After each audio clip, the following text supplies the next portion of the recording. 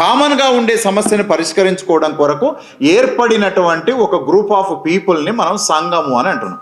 బుద్ధుడు సంఘం శరణం గచ్చామి అని, సంఘం శరణం గచ్చామి. దేనికి సంఘం కావాలి? మరి బుద్ధిని కాపాడటానికి సంఘం కావాలి. అంటే బుద్ధి is not generated in the mind of an individual when we bring that knowledge into the public domain having the dialogue. మరి జ్ఞానం ఎట్లా అభివృద్ధి చెందుతుంది? ప్రశ్న కదా, చర్చ కదా, డైలెక్టిక్స్ కదా. ఆ డైలెక్టిక్ అనేది లేకుండా నాలెడ్జ్ ఎట్లా అభివృద్ధి చెందుతుంది నిరంతరంగా? ఓ 10,000 సంవత్సరాల క్రితం ఉన్న మనిషి ఇవాళ లేడు. మనిషి చాలా అభివృద్ధి చెందిండు. మనిషి చుట్టూ ఉన్నటువంటి జీవితము అభివృద్ధి చెందింది. మనం ఇవాళ చాలా ప్రగతి లోపల ఉన్నాం. ఇంకో 10,000 సంవత్సరాల తర్వాత మానవ ప్రగతి మరో రూపకంగా ఉంటుంది. How all that progress has taking place? బుద్ధి. బుద్ధం శరణం గచ్చామి. వర్చు. మనం సోక్రటీస్ని చదివేటప్పుడు మాత్రమే వర్చు అని మాట్లాడతాం, కానీ సోక్రటీస్ కంటే ముందే బుద్ధుడు జ్ఞానానికి సంబంధించినటువంటి విషయాన్ని చెప్పాడు.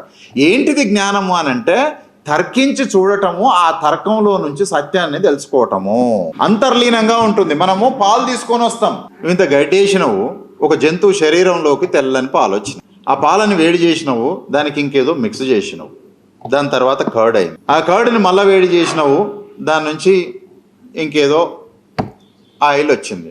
ఆ ఆయిల్ని నువ్వు ఇప్పుడు నెయ్యండి. నేను ఒకటి సింపుల్ క్వశ్చన్ అడుగుతున్నా.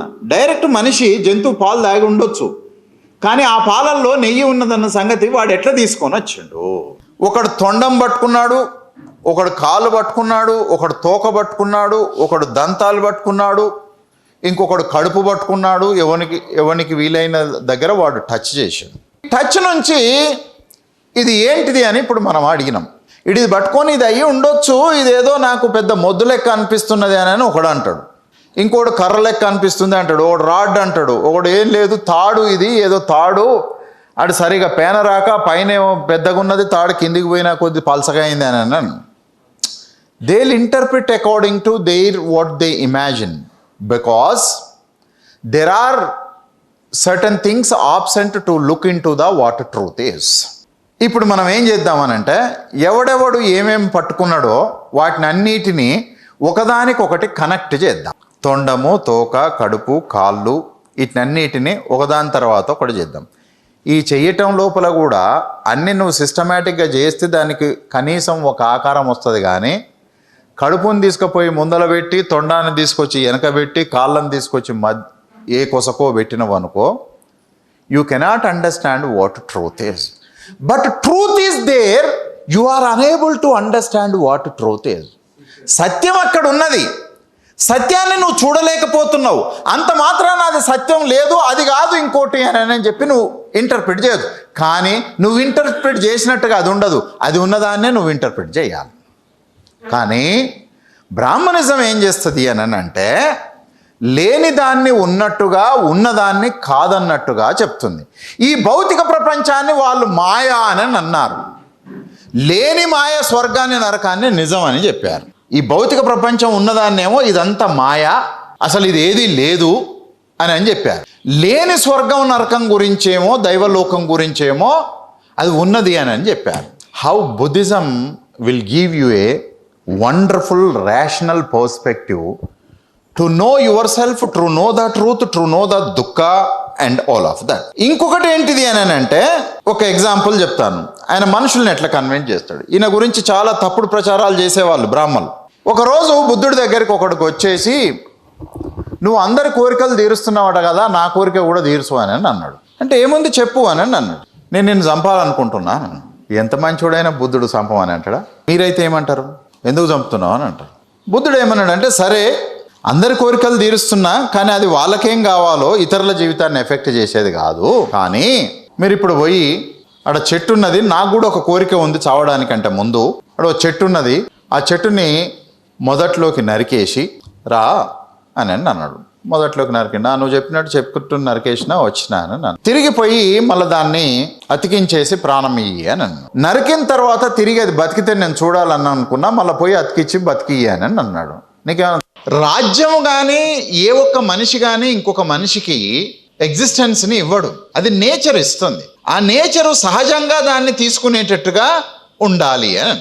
అప్పుడు వానికి అర్థమైపోయి తిరిగి ఎవరైతే ద్రోహులు బుద్ధుడి పైన వ్యతిరేకంగా ప్రచారం మొదలుపెట్టినటువంటి వాళ్ళు ఉన్నారో వాళ్ళు అప్పుడు ఆలోచన చేసి వీన్ని మనం చంపకపోతే కుదరదు అని చెప్పి ఇట్లా ఆధిపత్య కులాలు దళితుల్ని, ఆదివాసీల్ని, మైనార్టీల్ని ఎట్లా వాడుకుంటాయో వాళ్ళు కూడా బుద్ధుణ్ణి పీడ వదిలించుకోవడం కోసము ఆయనని వదిలేసి ఆ రోజుల లోపల ఈ బుద్ధిని వ్యాప్తి చేసేయటం కొరకు ఒక మిషనరీ వ్యవస్థ ఏర్పడింది. అంబేద్కర్ అంటాడు, Hindu religion is not a missionary religion but any other religions in the world are missionary religions అంటారు. మిషనరీ రిలీజన్ అంటే ఏదో పెద్దగా మీరు ఆగమాగం కాకండి. మతాన్ని ఎక్స్పాండ్ చేయటం కొరకు నువ్వు ఏదన్నా పని చేస్తే అది మిషనరీ రిలీజన్. అశోకుడు ఉన్నాడు, బౌద్ధ మతాన్ని ఇతర దేశాలకు తీసుకొని పోవటం కొరకు ఒక దిక్కు కొడుకుని ఒక దిక్కు బిడ్డని పంపించేసి బౌద్ధాన్ని వ్యాప్తి చేయటం కొరకు ప్రయత్నం. This is what missionary. Christians అక్కడెక్కడో మతం పుడితే దాన్ని ప్రపంచం దేశం అంతా తీసుకుపోవడం కొరకు ఒక మిషనరీ వ్యవస్థని రోమన్ క్యాథలిక్ అని, సిరియన్ అని, సిఎస్ఐ అని, అదని ఇదని ఏదో పెట్టుకున్నారు. ఇస్లాంకు కూడా ఇంటర్నేషనల్ ఆర్గనైజేషన్స్ ఉన్నాయి, ఇస్లాంని ప్రపంచం అంతా వ్యాప్తం చేయటం కొరకు చేసినటువంటి. Of course Hinduism also have, it is not Hindu religious missionary, it is a Brahman interest ని ప్రొటెక్ట్ చేయటం కొరకు అవసరమైనటువంటి మూఢత్వాన్ని ప్రచారం చేసేటటువంటి కొన్ని సంస్థలు ఉన్నాయి. There are too many organisations. Ambedkar simple గా ఏమంటాడంటే, ప్రపంచంలో అన్ని మతాలు అవి మతం స్టార్ట్ అయినప్పుడు 10 మందితోటి స్టార్ట్ అయ్యి ఇప్పుడు 10 కోట్లు 100 కోట్ల మంది ఫాలో అయ్యేటట్టుగా మతాలు మారినాయి. ఒక ప్రాంతంలో పుట్టిన మతం వేరే కాంటినెంట్స్ కూడా ఎక్స్పాండ్ అయింది. కానీ హిందూయిజం ఇక్కడ పుట్టి ఇంకెక్కడికి ఎందుకు ఎక్స్పాండ్ కాలే? దేశంలో పుట్టని క్రిస్టియానిటీ వచ్చింది, ఈ దేశంలో పుట్టని ఇస్లాం వచ్చింది, అవి ఎక్కడి నుంచో ఇక్కడికి ఎక్స్పాండ్ అవుతున్నాయి. కానీ ఇక్కడే పుట్టినటువంటి మతం ఇంకెందుకు ఎక్స్పాండ్ కావట్లే?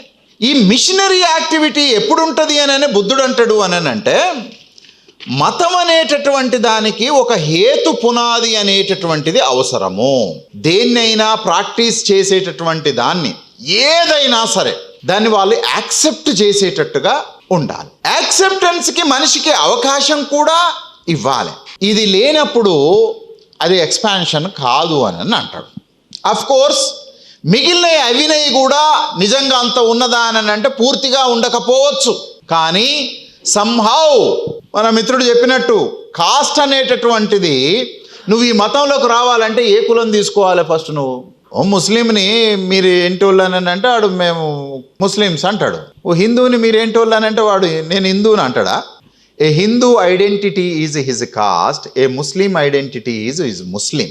సో బుద్ధుడు ప్రతిదాన్ని తర్కించటము, డైలెక్టిక్స్ని వాడటము, క్వశ్చన్ చేయటము, సత్యం అనుకున్న దాన్ని నమ్మటము, సంఘం అనేటటువంటిది సత్యాన్ని ప్రచారం చేయటం కొరకు వాడేటటువంటి ఒక నిర్మాణము, వీటినన్నింటినీ చెప్పటం ద్వారా భారతదేశం లోపల ఏదైతే ఇర్రిలీజియస్, ఈ పదం ఎందుకు వాడుతున్నాను అని అంటే, అంబేద్కర్ ఏమన్నాడు అని అంటే, రిలీజన్ అనేటటువంటిది మనుషులందరికీ కామన్గా ఉపయోగపడేటటువంటి ప్రిన్సిపల్స్ని కలిగి ఉన్నది మతము.